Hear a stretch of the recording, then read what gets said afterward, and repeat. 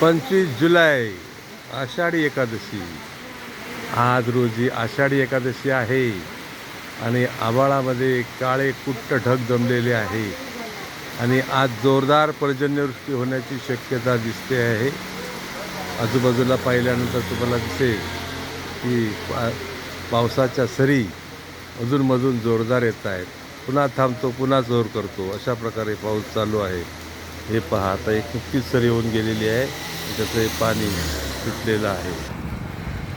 सरीवर सरी येतील रे बाबा, सरीवर सरी।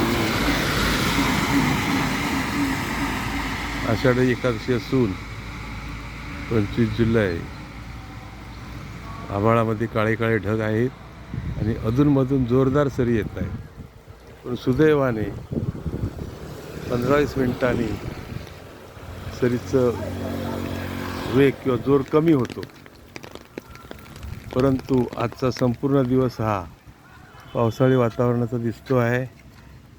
आषाढी एकादशी आहे। आता नुकत्याच आलेल्या सरीचं हे पाणी आहे, आता सर कमी झालेली आहे, परंतु पुन्हा पाऊस येण्याची शक्यता दिसते आहे।